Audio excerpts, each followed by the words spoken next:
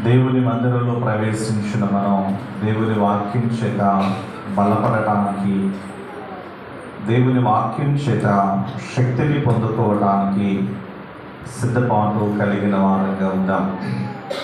Okay, అందరూ కూడా మౌనంగా ఉండటానికి ప్రయత్నం చేద్దాం. ఈ సమయం కొరకు ఏర్పాటు చేయబడిన వాక్యం యోహాను సువార్త 6వ అధ్యాయము 1వ వచనం నుండి 14వ వచనం వరకు దాస్ చదవగా మనందరం కూడా వినిన వారంగా ఉన్నాం. ఈ వాక్యాన్ని చాలా సందర్భాలలో మనం విన్నాం. క్రైస్తవులుగా చిన్నతనం నుండి, బాల్య దినాల నుండి ఈ పాఠాన్ని మనం వింటున్నాం. ఈ పాఠం యొక్క సారాంశం ఏమిటంటే 5 రొట్టెలు, ఏంటిది 5 రొట్టెలు, ఇది చిన్నవాని యొక్క ఆహారం, చిన్న బాలుని యొక్క ఆహారం. ఈరోజు జూనియర్ సోల్జర్స్ రెన్యువల్ సండే. గడిచినటువంటి ఆదివారం మనం సోల్జర్స్ రెన్యువల్ సండే. తిరిగి మరలా మనం దేవునికి ప్రతిష్ఠించుకునుట, తిరిగి మరలా దేవుని ఎదుట నీ వడంబడికను తెలియచేయుట, నీ ప్రమాణాన్ని తెలియచేయటం. సల్వేషన్ ఆర్మీ పుట్టిన దగ్గర నుంచి చనిపోయేంత వరకు కూడా ఒక ప్రత్యేకమైనటువంటి క్రమాన్ని కలిగి ఉంటుంది. ఒక వ్యక్తి పుట్టిన వెంటనే క్రాడల్ రోల్లో తన పేరు రాయటం జరుగుతుంది. 0 అంటే అప్పుడే పుట్టిన బిడ్డ మొదలుకొని 7 సంవత్సరాల వరకు అతను లేకపోతే శిశు పట్టికలో వారి పేరు రాయబడి ఉంటుంది. ఈ 7 సంవత్సరాల కాలంలో తను సండే స్కూల్కి రావటం, సండే స్కూల్లో దేవుని మాటలు వినటం, సండే స్కూల్లో దేవుని వాక్యాన్ని శ్రద్ధగా ఆలకించడం జరుగుతుంది. 7 సంవత్సరాల తర్వాత తను కృపాపీఠం ఎదుటకు తను ఆహ్వానించబడినప్పుడు తను తన యొక్క ప్రత్యేకమైనటువంటి ఆ నిర్ణయాన్ని తెలియకుండా, నేను బాలవీరునిగా ఉంటాను, దేవుని కొరకు నేను బ్రతుకుతాను, దేవుని కొరకు నేను జీవిస్తాను అనేటువంటి వడంబడిక చేసుకున్నప్పుడు అతన్ని బాలవీరునిగా నమోదు చేయడం జరుగుతుంది. 7 సంవత్సరాల నుండి 14 సంవత్సరాల వయసు మధ్యలో ఉన్నటువంటి వ్యక్తులను బాలవీరులుగా మనం పరిగణించే వారంగా ఉంటాం. 14 సంవత్సరాల నుండి చనిపోయేంత వరకు వీరులుగా వారిని మనము మన యొక్క కోర్ రోల్ లో మనం చూస్తూ ఉంటాం. అయితే ఈ రోజున ఒక బాలుడు గురించి మనం నేర్చుకోవడానికి సిద్ధపడదాం. ఒక బాలుడు కనుక దేవుని సన్నిధిలో నిలిచి ఉన్నటువంటి మనం అందరూ కూడా దేవునికి ఇష్టమైనటువంటి వారు. హల్లెలూయా చెప్తామా? హల్లెలూయా హల్లెలూయా. మనం అందరం దేవునికి ఇష్టమైన వారు. వారిలో చిన్నపిల్లలైనా, పెద్దవారైనా, వృద్ధులైనా, ఎవరైనప్పటికీ కూడా మనమందరం దేవునికి ఇష్టమైన వారు. దేవునికి ఇష్టమైన వారందరూ కూడా దేవుని రాజ్యములో ప్రవేశించాలి. దేవుని రాజ్యంలో చెప్తాం, దేవుని రాజ్యంలో ప్రవేశించాలి. ఆయనకి ఇష్టమైన వారందరూ, ఆయనకి ఇష్టమైన వారందరూ, భూమి మీద ఉన్న వారందరూ కూడా ఆయనకి ఇష్టలుగా దేవుని యొక్క వాక్యము చాలా స్పష్టంగా తెలియచేస్తూ ఉంది.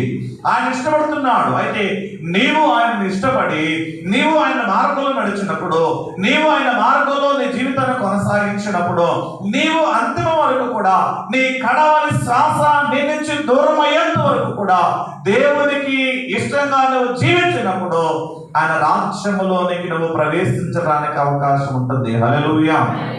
అయితే దేవుని రాజ్యంలో ప్రవేశించాలంటే ఈ లేఖన భాగంలో దేవుడు మనతో మాట్లాడుతున్నటువంటి మాటలను మనం ధ్యానం చేసే వారంగా ఉందాం. ఎందుకంటే ప్రతి వాక్యముతో దేవుడు నీతో మాట్లాడుతున్నాం. ప్రతి వాక్యముతో దేవుడు నీ హృదయాన్ని సంధించాలని ఆశిస్తున్నాడు. ప్రతి సందర్భాన్ని బట్టి, ప్రతి సారాంశాన్ని బట్టి, ప్రతి ఉపమానాన్ని బట్టి, ప్రతి లేఖనాన్ని బట్టి దేవుడు నీతో నాతో మాట్లాడటానికి ఆయన ఆశ కలిగిన దేవుడుగా ఉన్నాడు. హల్లెలూయా హల్లెలూయా. నీతో మాట్లాడడానికి ఆశ కలిగినటువంటి దేవుడుగా ఉన్నాడు. ఈ లేఖన భాగంలో ఉన్నటువంటి మాటలలో సరే మనం 9వ వచనాన్ని చదువుదాం. ఇక్కడ ఉన్న ఒక చిన్నవాని యొద్ద 5 ఎవల రొట్టెలు 2 చిన్న చేపలు ఉన్నవి, కానీ ఎంతమందికి ఇవి ఏమాత్రమని ఆయనతో అనగా. ఇక్కడ పిలుపు దేవునితో యేసుక్రీస్తు ప్రభు వారితో మాట్లాడుతున్నాం.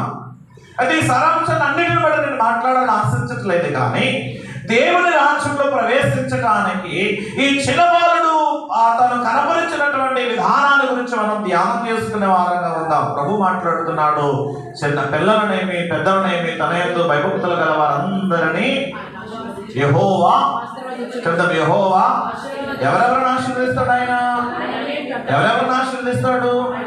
పిన్నలనేమి పెద్దలనేమి తన యందు ఎవరైనప్పటికీ కూడా, వారు ఎవరైనా, వారు చిన్నపిల్లలైనా పెద్దవారైనా ఎవరైనప్పటికీ కూడా దేవుడు వారిని ఆశీర్వదించడానికి సిద్ధంగా ఉన్నాడు. అందుకనే బాలుడైన సమూయేలుతో దేవుడు మాట్లాడాడు. బాలుడైన సమూయేలుతో దేవుడు మాట్లాడాడు. అక్కడ వృద్ధుడైపోయినటువంటి ఏలీకి ఆ వాక్యం దక్కలేదు. ఏలీ కుమారుడుగా వాక్యం దక్కలేదు. వృద్ధుడైపోయినటువంటి తన జీవితంలో అనేకమైనటువంటి విషయాలు తను చూచాడు, కానీ దేవుని స్వరాన్ని వినేటటువంటి వాక్యాన్ని తను పొందుకోలేకపోయాడు. కానీ చిన్న బాలుడుగా దేవుని మందిరంలో ఎదుగుతున్న సమూయేలుకు ఆ వాక్యం దొరికింది. కారణం ఏంటంటే సమూయేలు దేవుని యందు, చెప్తాం, సమూయేలు దేవుని యందు భయభక్తులు కలిగి ఉన్నాడు. అలవాటుతో కూడిన జీవితం కాదు. దేవుని మందిరంలో కొంచెం వెళ్ళిపోయే స్థితి కాదు. దేవుని మందిరంలో కొంచెం పాడి వెళ్ళిపోయే స్థితి కాదు. దేవుని మందిరంలో కొంచెం వాక్యం విని ఇది విడిచిపెట్టే స్థితి కాదు. దేవుని మందిరంలో దేవునికి సేవకుని మాట విని బయటికి వెళ్ళిన తర్వాత తను స్నానిస్తారని జీవించిన జీవితం కాదు. తను ఎక్కడ ఉన్నా దేవుని యందు భయము కలిగిన వాడు ఉన్నాడు. హల్లెలూయా. ఎక్కడ ఉన్నా దేవుని భయము తన హృదయంలో ఉంది. దేవుని యొక్క భయము తన హృదయంలో నిలిచి ఉంది. కనుకనే దేవుడు తనతో మాట్లాడాడు. హల్లెలూయా. దేవుడు తనతో మాట్లాడాడు. తన మాటలు తనొక ప్రవక్తగా మార్చాయి. దేవుని మాటలు సమూయేలును దీర్ఘదర్శిగా తనను తయారు చేస్తాయి.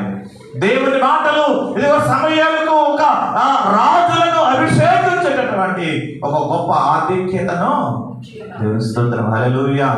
దేవుడు మాట్లాడితే నీ జీవితం ఎంత మధురంగా మారుతుందో ఒకసారి ఆలోచన చేయండి. దేవుడు నీతో మాట్లాడితే నీ జీవితం ఎంత ఇది విలువైనదిగా, ఎంత శ్రేష్టమైనదిగా ఉంటుందో ఒకసారి ఆలోచన చేయండి. ఆయన మాట్లాడే అనుభవంలోకి వెళ్ళాలి. ఆయన మాట్లాడే భక్తిని మనం కనబరచాలి. ఆయన మాట్లాడే విశ్వాసం మనం కనబరచాలి. ఆయన మాట్లాడేటువంటి జీవితాన్ని మనం జీవించడానికి సిద్ధపాటు కలిగిన వారని ఉండాలి. హల్లెలూయా. ఎంతకాలం మన జీవితాల్లో ఫలాలు లేని అనుభవాల్లో మనం కొనసాగే వారంగా ఉందాం. ఆలోచించండి. ఈ చిన్న బాలుడి యొక్క పాఠం ద్వారా దేవుడు మనతో మాట్లాడుతున్న దేవుని రాజ్యములోనికి మనం ప్రవేశించాలంటే ఆత్మీయ ఆహారాన్ని సిద్ధం చేసుకోవాలి. హల్లెలూయా. ఏం సిద్ధం చేసుకోవాలి? ఆత్మీయ ఆహారాన్ని సిద్ధం చేసుకోవాలి.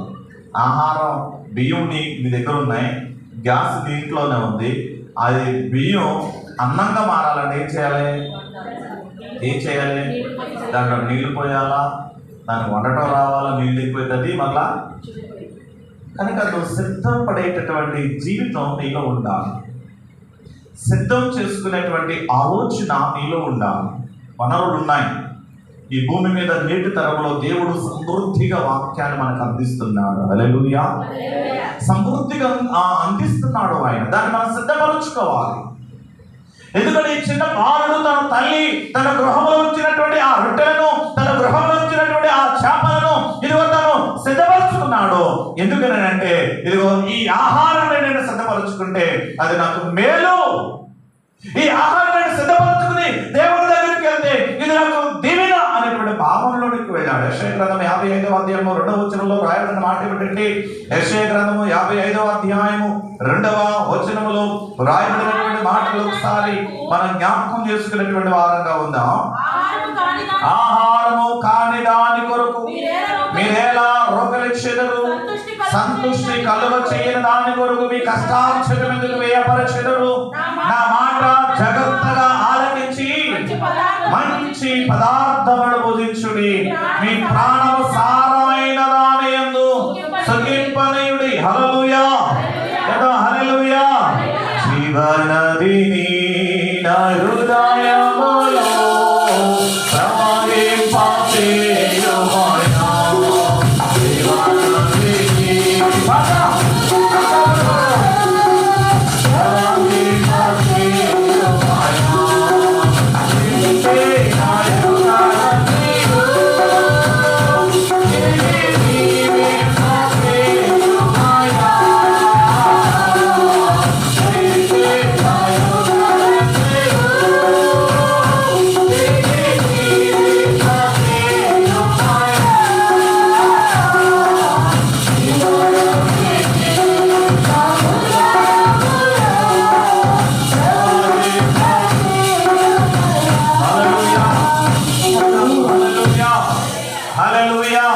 దేవుని వాక్యం సెలవిస్తుంది, ఆహారము కాని దాని కొరకు మీరెలా రోగలిచ్చెదరు, సంతృష్టి కలుగు చేయని దాని కొరకు మీ కష్టార్జితను ఎందుకును ఖర్చు పెడుతున్నారు. ఇదిగో నా మాట జాగ్రత్తగా ఆలకించండి. హల్లెలూయా.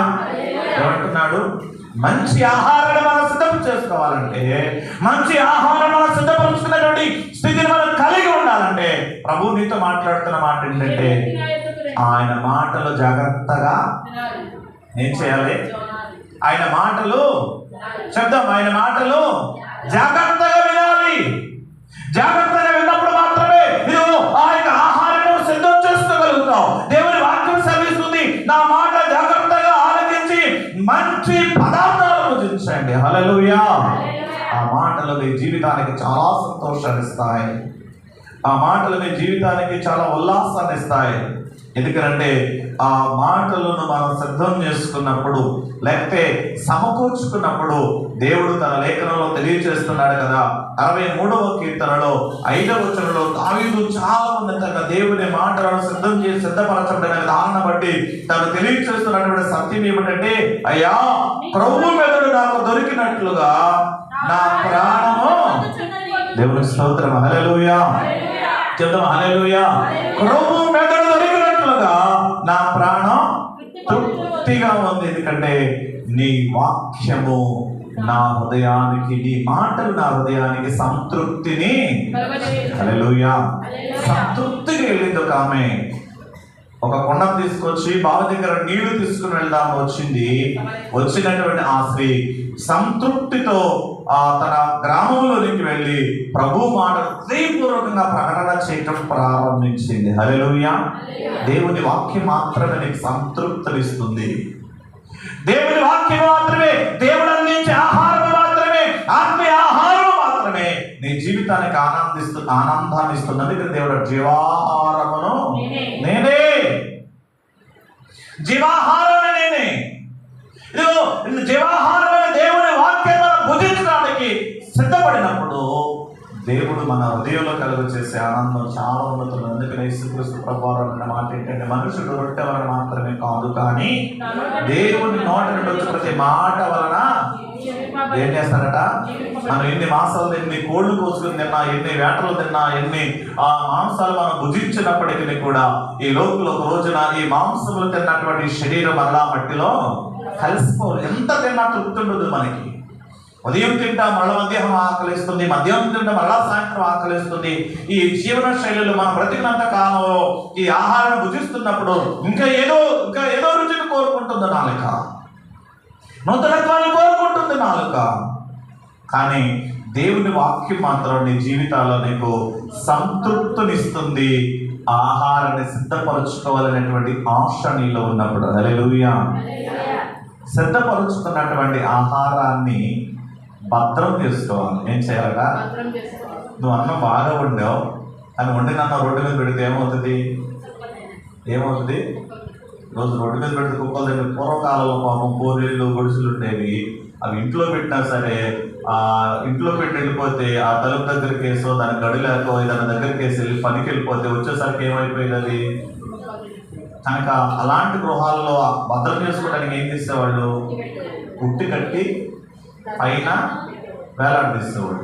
ఉట్టులో పెట్టి ఆహారాన్ని ఏవి వచ్చినా సరే, పిల్లలు వచ్చినా, కుక్కలు వచ్చినా, ఏది వచ్చినా సరే, ఎందుకంటే మా గృహానికి డోర్ లేదు, ఈ డోర్ తీసుకుని వచ్చి ఎవరో ఏది వచ్చినా సరే అది తినకుండా మరలా మా ఆహారం మా కోసం భద్రపరచబడాలంటే దాన్ని కుట్టి కట్టి పైన పెట్టేవారు. ఇవన్నీ దేవుని బిడ్డలారా, దేవుని వాక్యం సెలవిస్తుంది. ఆ బాలుడు ఆహారాన్ని సిద్ధం చేసుకున్నాడు. చాలా జాగ్రత్తగా ఉన్నాం ఈ మాటలు.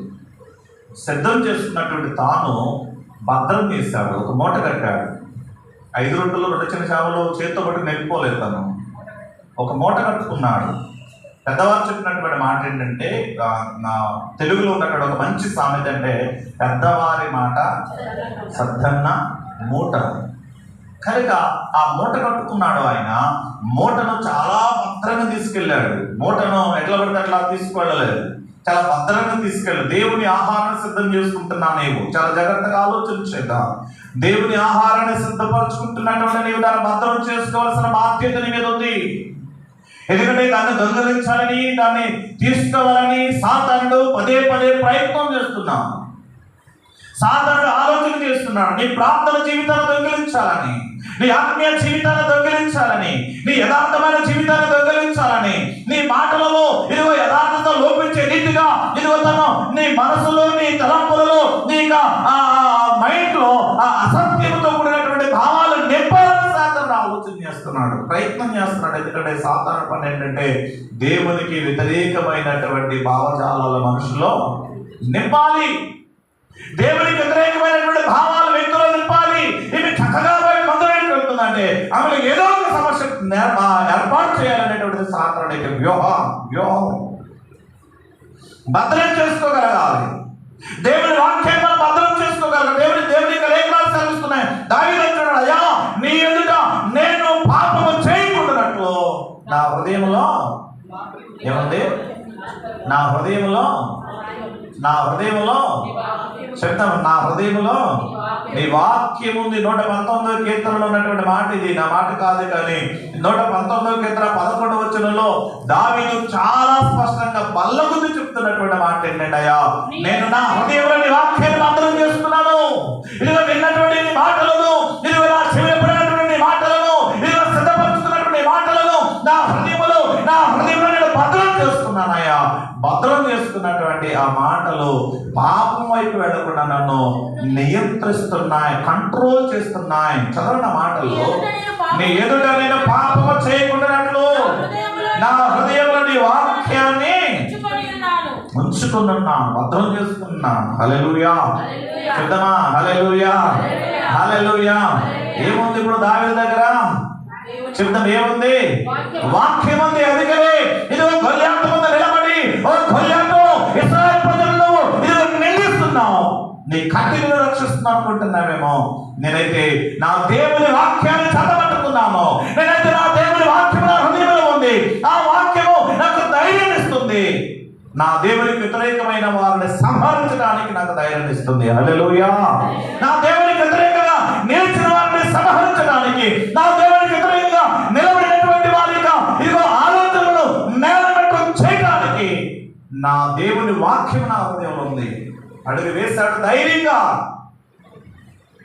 ప్రజలందరూ ఆశ్చర్యపోతున్నారు, రాజు ఆశ్చర్యపోతున్నాడు. ఏమిటి బాలుడిక సాహసం, ఏమిటి బాలుడిక ధైర్యం? నా బాలుడు ఒకే ఒక ధైర్యాన్ని కలిగి ఉన్నాడు, నా దేవుడు నాతో తోడుగా ఉన్నాడు. హల్లెలూయా హల్లెలూయా. నా దేవుడు నాకు తోడుగా ఉన్నాడు. ఇదిగో యుద్ధము యెహోవా అని అడిగి వేయడం ప్రారంభం చేశాడు. గొల్యాతు కూడా నవ్వటం ప్రారంభం చేశాడు.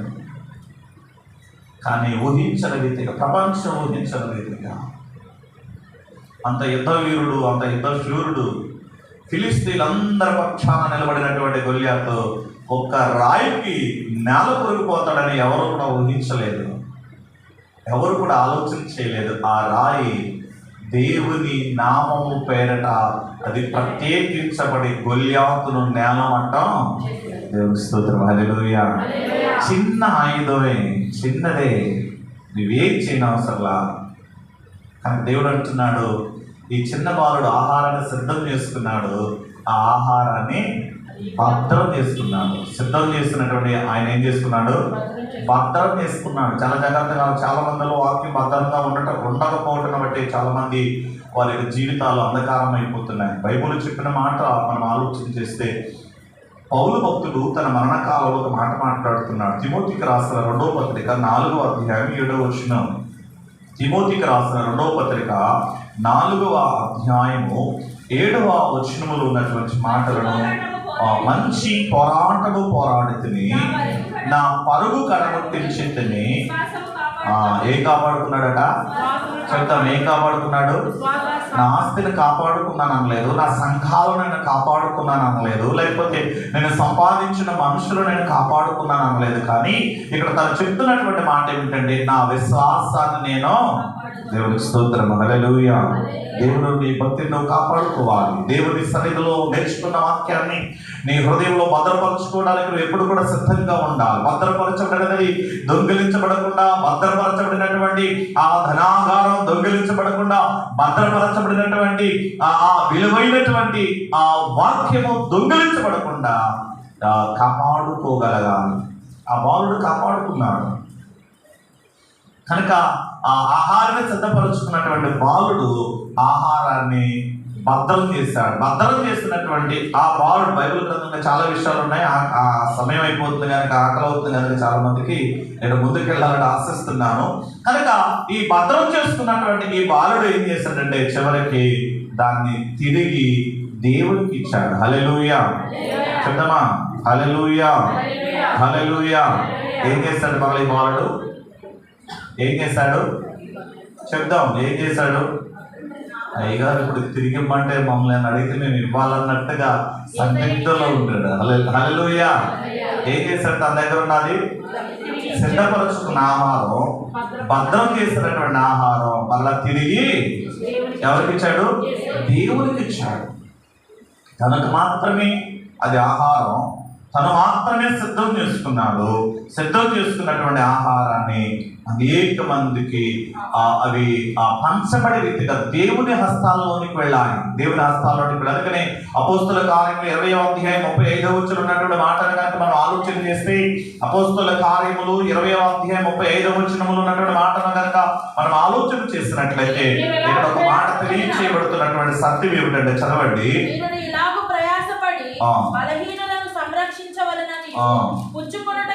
పుచ్చుకొనుట కంటే ఇచ్చుట ధన్యము. హల్లెలూయా చెప్తామా? హల్లెలూయా. పుచ్చుకొనుట కంటే ఇచ్చుట ధన్యం, ఇచ్చుట మేలు. దేవుని అనేకమైన పుచ్చుకుంటున్నాం. మనం ఆయుష్ పుచ్చుకుంటున్నాం, ఆరోగ్యాన్ని పుచ్చుకుంటున్నాం, ఇదిగో మనం కలిగిన సమస్తాలు పుచ్చుకుంటున్నాం. అయితే మనం ఏమి ఇవ్వగలుగుతున్నాం దేవునికి? మనం ఏమి ఇవ్వడానికి సిద్ధపడుతున్నాం? ఆహారము అతని దగ్గరే ఉంటే, ఇదిగో సిద్ధపరచుకున్నటువంటి ఆహారం, భద్రం చేసినటువంటి ఆహారం ఆ చిన్న బాలుడి దగ్గర ఉంటే, ఆ చిన్న బాలుడికి మాత్రమే సంతోషం ఇచ్చేది. ఉదాహరణ, నా దగ్గర ఒక బిస్కెట్ ప్యాకెట్ ఉంది. ఆ బిస్కెట్ ప్యాకెట్ నేను సిద్ధం చేసుకున్నాను, చాలా జాగ్రత్తగా భద్రం చేసుకున్న జేబులో పెట్టుకుని నేను ఈ స్థలానికి వచ్చాను. ఈ స్థలానికి వచ్చిన తర్వాత అది నా దగ్గర ఉండి నేనే తింటే నాకు మాత్రమే సంతోషం ఇస్తుందేమో, కానీ దాన్ని ఓపెన్ చేసి ఒక్కొక్కరికి పంచితే, చిన్నపిల్లలుగా ఉన్న వారందరికీ కూడా పంచితే, వారందరికీ కూడా ఆ దానిలో ఉన్నటువంటి రుచి వారు ఎరుగుతారు. వారు కూడా సంతోషంగా దాన్ని తినగలిగే వారు ఉంటారు. హల్లెలూయా. దేవుడు కూడా నీ జీవితంలో కొన్ని ప్రాముఖ్యమైనటువంటి సత్యాలు దాచి ఉంచాడు. అది ప్రేమ కానీ, జాలి కానీ, దయ కానీ, లేకపోతే సమాధానం కానీ, సంతోషాన్ని కానీ నీవు కలిగి ఉన్నది ఇతరులకు నీవు పంచాలి. దాచుకోవద్దు. అదేదైనా ఇక్కడ డబ్బుల గురించి నాకు తెలియచేయట్లేదు, లేకపోతే రిటర్న్ గురించి మాట్లాడట్లేదు. దేవుడు నీకు ఒక తలాంతు ఇచ్చాడు. నీకు ప్రేమించే తలాంతో, కౌన్సిలింగ్ ఇచ్చే తలాంతో, లేకపోతే నువ్వు ధైర్యపరిచే తలాంతో, లేకపోతే నువ్వు కొడిగిన వాళ్ళ దగ్గరికి వెళ్ళి నువ్వు ఆదరించగలిగినటువంటి ఒక మనసు ఏదో ఒకటి ఉంది నీ జీవితంలో. ఏది లేకుండా నువ్వు స్థలంలో నిలబడలేదు, ఏమి లేకుండా స్థలంలో దేవుడు నడిపించలేదు. ఏదో ఒక తలాంతును, ఏదో ఒక ఆధిక్యతను దేవుడు దాచి ఉంచాడు. దాని ఈరోజు దేవునికి ఇవ్వటం నువ్వు ఇవ్వడానికి సిద్ధపడవు. అది దేవుని హస్తాల్లోనికి వెళితే, అది దేవుని యొక్క సహస్తాల్లోనికి వెళితే, ఇదిగో నీవు ఒక్కడే సంతృప్తమైన ఆహారం, లేకపోతే నీకు ఒక్కడికే నువ్వు ఏర్పాటు చేయబడిన ఆ దీవెన అనేక మందికి అది ఆహారంగా మారుతుంది. హల్లెలూయా. చెప్తామా హల్లెలూయా, హల్లెలూయా. నాకు దేవునికి ఇవ్వడానికి నువ్వు ఇప్పుడు సిద్ధపడాలని ప్రభు పక్షాన్ని తెలియజేస్తున్నా. ఆహారాన్ని సిద్ధం చేసుకోవాలి, సిద్ధం చేసుకున్న ఆహారం భద్రం చేసుకోవాలి, భద్రం చేసుకున్నటువంటి ఆహారం అలా తిరిగి దేవునికి ఇవ్వాలి. అటు కృప దేవుడు మనకు దయచేయును గాక. ప్రార్థన చేద్దాం. మహాగణమైన తండ్రి, కృప కలిగిన ప్రభువా, మీ ఘనమైన ఉన్నతమైన శ్రేష్టమైన నామానికి వందనాలు తెలియజేస్తున్నాం. ఈరోజు మీ లేఖనం ద్వారా మాతో మాట్లాడారు ప్రభువా. చిన్న బాలుడు ఆహారాన్ని సిద్ధం చేసుకున్నాడు, ఆహారాన్ని భద్రం చేశాడు, భద్రం చేయబడిన ఆహారం మరలా మీ చేతుల్లో పెట్టాడు. నిజమే, అదే అనేక వేల మందికి ఆహారంగా మారింది ప్రభువా. ఈరోజు మీ మందిలో నిలబడినటువంటి నీ ప్రజలు, నీ వాక్యం వినని ప్రజలు నీ వాక్యాన్ని ప్రభువారు సిద్ధం చేసుకోవడానికి, ఆత్మీయ ఆహారాన్ని సిద్ధం చేసుకోవడానికి సహాయం చేయండి ప్రభా. ఆత్మీయ ఆహారాన్ని భద్రంగా కాపాడుకోవడానికి కృపను దయచేయమని ప్రార్థన చేస్తున్నాం.